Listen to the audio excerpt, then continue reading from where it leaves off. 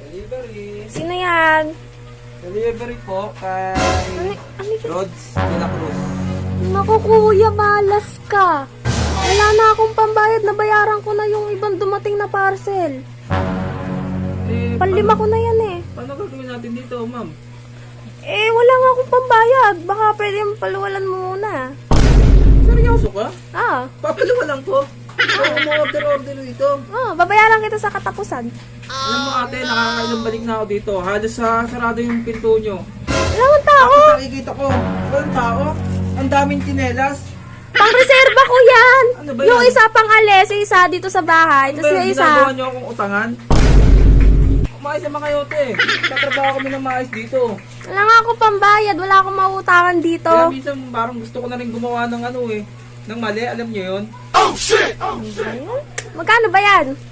100 pero gawin ko na lang 150 sa'yo. 150? Ano ako? Ang gasolina ko na rin yun, ate. Ganun baka may makarinig naman sa atin. Ito naman. Ay, mura-mura ng bili ko dyan. Tapos 150, sisingilin mo ako? Hindi na, ate. Ilang beses naman ako pagparetorito dito. Halos maubusan na nga ako ng gasolina. Kaya nyo na, ate. Parang awa nyo na. Parang makauwi na rin ako. Umutang ka sa nagta-tricycle driver dyan mag sa akin. Sa totoo lang, nagtitimpila ako sa'yo. Sa'yo na nga yan. Hindi ko naman kailangan yan. Order kayo. Tapos, ganyan ang gagawin nyo. Ano kayo, scam?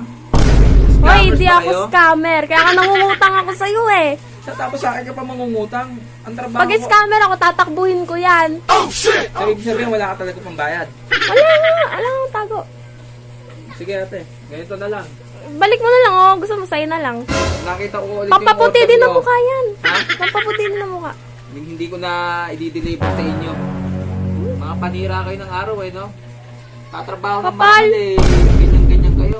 Di na ako tatanggap ng parcel sa'yo.